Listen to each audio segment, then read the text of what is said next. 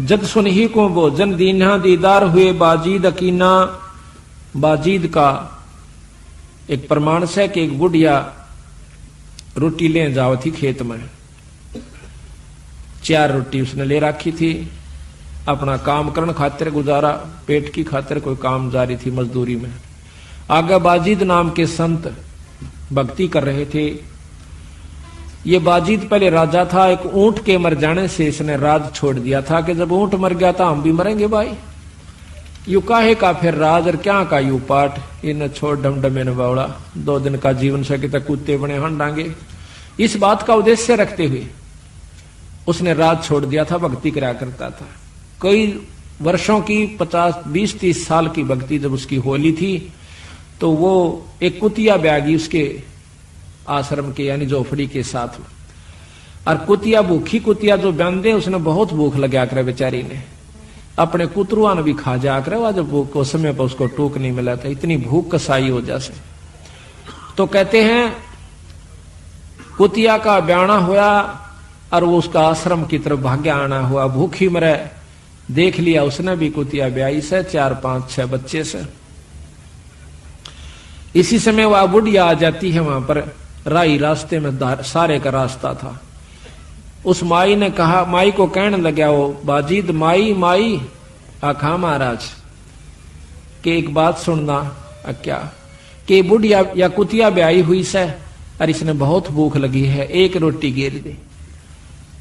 अब बुढ़िया बहुत शानी थी, वानो बोली महाराज मेरी खून पसीने की कमाई है, नो कुकर गिर दो, अग जो चाहे सो ले ले, अग वचन दे दे, अग दे दिया। अपनी चौथे हिस्से की कमाई दे दे, मैं 1 रोटी घेर दूंगी। कहने लगा माई भूख और से कुतिया ने 1 और घेर दे कि आधा संकल्प कर दे अपनी कमाई का। आधा कर दिया, उसकी तो सारे जन्म की कमाई और बुढ़िया ने कहा आधा संकल्प कर दे। उसने दया देखी उस जीव की, आकि ये बालक मर जाएंगे, कुतरू मर जाएंगे बेचारी के, देखी जाएगी हमारे भाग में होगा तो फिर कमाई हो जाएगी। और कुतिया फिर इसी प्रकार लपक रही है। भाव ये से कहने का कि चौथी रोटी भी गिरवा दी, सारी कमाई उसको दे दी ले माई। इतने में भगवान विष्णु प्रकट हो जाते हैं, परमात्मा की शक्ति उनके सामने आ जाती, क्योंकि ये उपासक जब तक इन्हीं के थे, 3 लोक के उपासक। देखो आगे भी भक्ति जब हमें लगी, जब हम कितना न कितना अच्छी शक्ति भाव से लगे हुए होंगे, इसका बहुत बड़ा प्रमाण आपको देंगे। ये बाजीद फिर आगे की बने आकर के वह मुक्ति नहीं हुई बाजीद की, लेकिन कमी भी कुछ नहीं रही जब इतना कुर्बानी आ जासे। तो उसी समय भगवान प्रकट होते हैं, वो खुदा अल्लाह प्रकट हुआ। कहने लगा बाजीद भाई चल तना मुक्त करूं सो, और गेल करने पड़ेंगे ये बुढ़िया भी। तो बुढ़िया भी मुक्ति कर दी, क्योंकि वह सारी कमाई बुढ़िया को मिली और परमार्थ में दी हुई कमाई कहते हैं तेरे को भी दूंगा, चलो तुम्हें दोनों को स्वर्ग ले चलता हूं।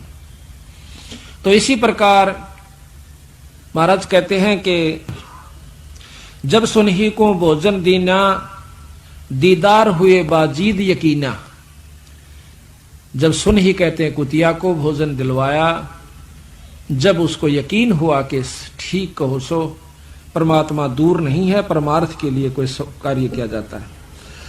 ये तो जो आपको कथा सुना रहे ना, अब ये कथा में अभी मैं भिन्नता नहीं उत्पन्न करूंगा, नहीं तो इस कथा का आनंद खत्म हो जाता है।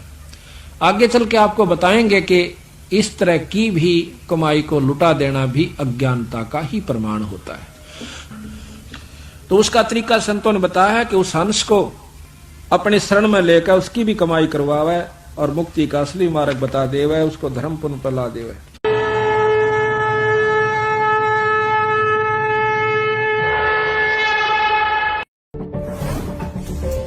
इस वीडियो के बारे में अपनी राय नीचे कमेंट सेक्शन में हमें बताएं और अपने दोस्तों के साथ ये वीडियो शेयर करना ना भूलें। हमसे जुड़े रहने के लिए हमारे YouTube चैनल को सब्सक्राइब करें और नई वीडियो की नोटिफिकेशन के लिए बेल आइकॉन को दबाएं। अगर आप ये वीडियो Facebook पर देख रहे हैं तो लाइक जरूर करें और ज्यादा से ज्यादा शेयर करें। धन्यवाद।